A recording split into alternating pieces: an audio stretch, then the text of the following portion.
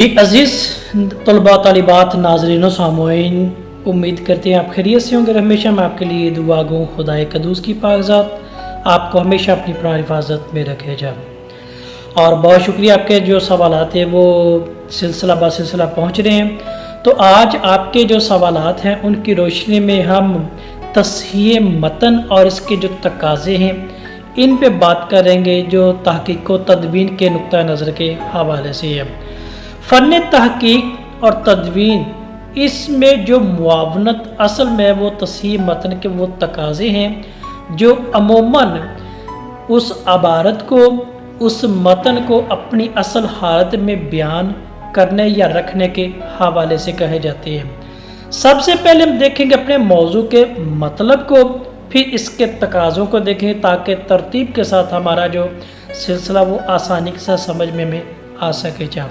तस्हीह मतन, जिसका मतलब यानी दुरुस्त मतन के मानों में है। मतन ये टेक्स्ट जो तहरीर लिखी जाती है, तस्हीह यानी सही से मुशाबत रहती है, यानी दुरुस्त के मानों में राइट के मतलब के तौर पर लिया जाता है। जब इसकी मुख्तसर अल्फाज में तारीफ़ की जाती है तो कहा जाता है किसी तहरीर, किताब या मुसवदा में मौजूद जो गलतियां हैं उनको दूर करके दुरुस्त और मयारी हालत में तहरीर को लेके आना या करना वो तस्हीह मतन के मानों में आता है। ये एक तहकीकी अमल है जो नकल दर नकल होने की वजह से या किए जाने की वजह से पैदा होते हमारी जो खराबियां हैं उनको ख़त्म करके एक मुस्तनद और जामिया तहरीर को वजूद में लाने का सबब ठहरते, ताकि तहकीक मुस्तनद और मेयारी तरीके से की जा सके।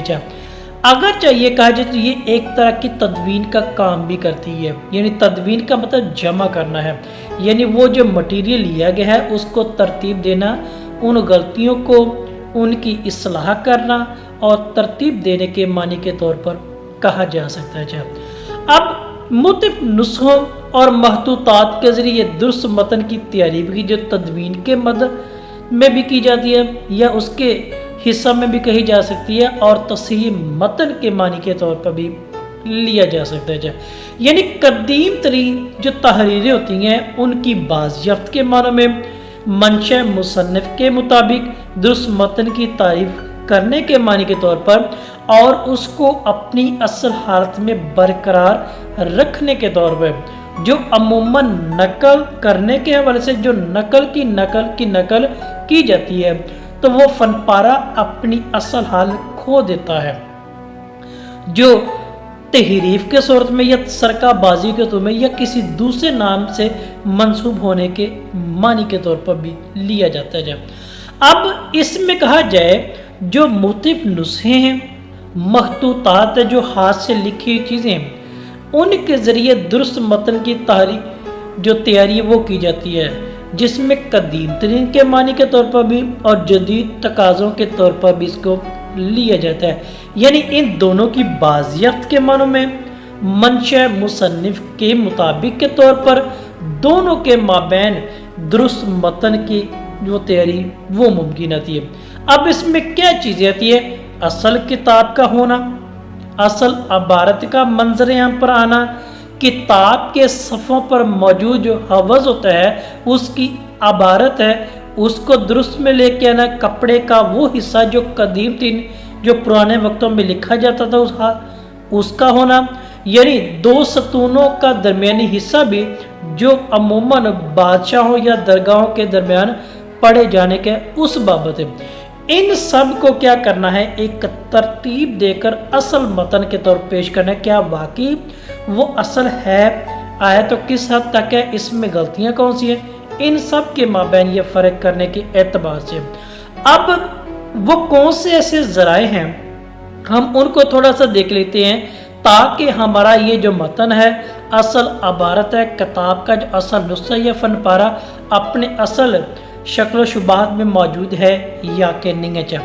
इसमें सबसे पहले आएगी इस्तिलाही मानी के एतबार से, यानी शायर या मुसन्नफ की अपनी असल अबारत का होना, उसके हाथ से लिखा हुआ नुस्खा जो किसी भी मतन या तहरीर का वाहिद नुस्खा होता है, जो मुसन्नफ या लिखारी की جو نگرانی میں لکھا جاتا ہے یا اس کو تیار کیا جاتا ہے وہ اس تصحیح متن کی ایک عمدہ مثال یا سورس ذریعہ کہا جا سکتا ہے۔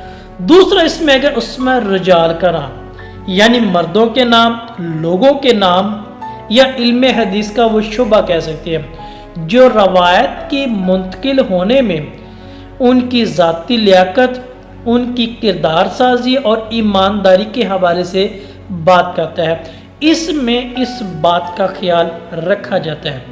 تیسری بات آتی اشاریہ کی، یعنی متن میں موجود جو حوالہ جات ہوتے ہیں، جو مندرہ جات ہوتے ہیں، ان کا حروف تہجی کے اعتبار سے فہرست میں لے کے آنا، یعنی الفابیٹک کے اعتبار سے ان میں اشخاص کے نام، کتب کے نام، مقامات کے نام، اداروں کے نام، حتیٰ کہ رسائل و جرائد کے نام جو پرائمری یا سیکنڈری کے طور پر لیے گئے ان کو ایک ترتیب سے لے کے آنا تاکہ تصحیح متن اپنی اصل حالت میں برقرار اپنا موضوع اور مفہوم رکھ سکے جا۔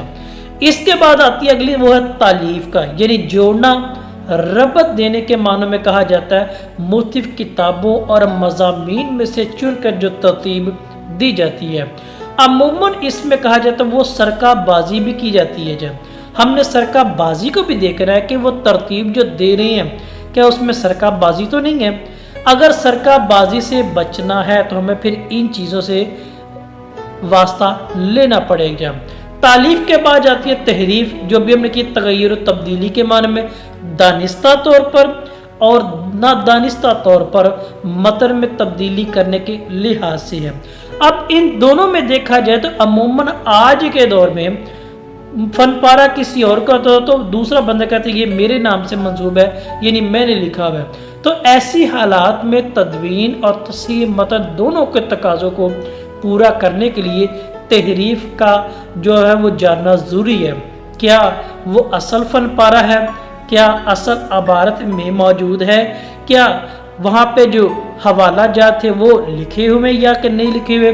کیا وہ حروف تہجی کے اعتبار سے موجود ہیں یا کہ نہیں؟ یہ سارے کے سارے فن پارے کی اس اصل تصحیح کے طور پر ہمیں مددگار ملتے ہیں۔ جب پھر حوالہ جات ہے یعنی حواشی، فٹ نوٹ کہتے ہیں، ماخذ اور رسائل کا بیان جو ہم یہاں پہ کرتے ہیں، جو وسائل کے طور پر ہم کہتے ہیں کہ واقعی یہ چیز فلاں نے بھی اس بارے میں کہی ہے، فلاں نے بھی کہی ہے، تو وہ بطور حوالہ ہم اس کو دیں گے تو وہ حوالہ جات کی رسم۔